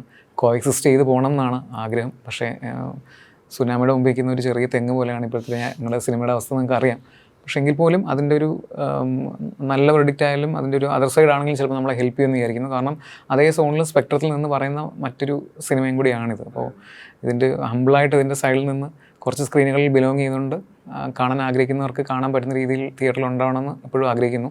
ഇറങ്ങിയ സമയത്ത് തിയേറ്റർ കുറവായതുകൊണ്ട് അത്രയും മെസ്സേജ് നമുക്ക് വന്നപ്പോൾ നമുക്ക് മനസ്സിലായത് ആൾക്കാർക്ക് കാണാൻ താല്പര്യമുണ്ടെന്നുള്ളതാണ്. ചിലപ്പോൾ അതുകൊണ്ട് തന്നെ മറ്റൊരു വലിയ സൈഫൈ വരുന്ന സമയത്ത് ഇതിനും പിഗ്ഗി ബാക്ക് ചെയ്യാൻ പറ്റുമെന്ന് എനിക്ക് തോന്നുന്നു.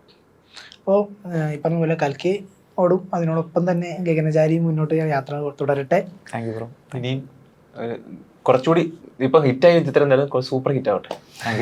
എന്താ പറയുക, ഇനി വരുന്ന സിനിമകൾ ഇതുപോലെ എന്താ പറയുക എക്സ്പെരിമെന്റൽ ടോണിലുള്ള ഒരുപാട് ഫിലിം മേക്കേഴ്സിന് കണ്ടീഷനായി പോകാതിരിക്കാനാണ് ഞാൻ ശ്രമിക്കുക. ഇപ്പൊ എന്തായാലും അരുൺ ചന്തു എന്ന് പറഞ്ഞ ഡയറക്ടറിൽ ഇപ്പോൾ ആൾക്കാർക്ക് ഒരു പ്രതീക്ഷ ഉണ്ടല്ലോ. Your as good as your last film. Okay, അപ്പോൾ എല്ലാവിധ ആശംസകളും. Thank you so much.